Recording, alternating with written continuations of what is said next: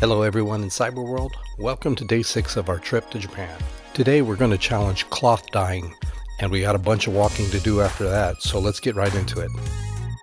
Today we are at Marumasu Nishimuraya. This is a place where they do some dyeing clothing materials using an old traditional style, and we're going to try and see if we can make something here. Let's go inside and see what we can do. The first step was to choose what you want to make, a handkerchief, a towel, a scroll, etc. And then you select the stencil kits of the image you wish to put on your project.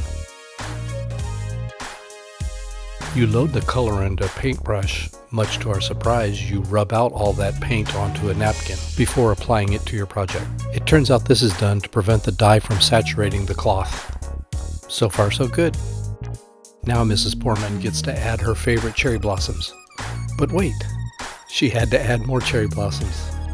And here is her awesome finished project. I tried to make my version of a Zen garden. I added a few mountains in the background. I had to add butterflies for my daughter's nickname given to her by her great-grandfather. This must be proof I love my daughter more than Mrs. Poorman does. This was way too much fun. If you were ever in Kyoto, you definitely have to try this as well. The rest of the day was a 12-mile walk around the beautiful city of Kyoto.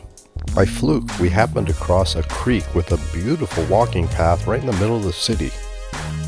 The great thing about walking through Kyoto is that you can walk in any direction and come across beautiful temples and shrines, castles, gardens, many that aren't on the typical tourist bus route.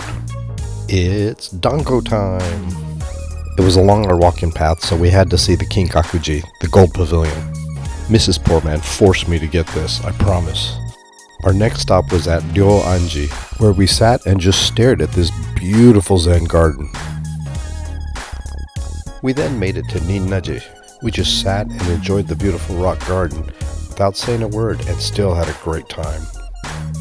After all this walking, there's only one thing we could do, is find a train station with a foot spa in it. And we finished the day with champon and gyoza. And there you have it, another inexpensive day of enjoying Japan.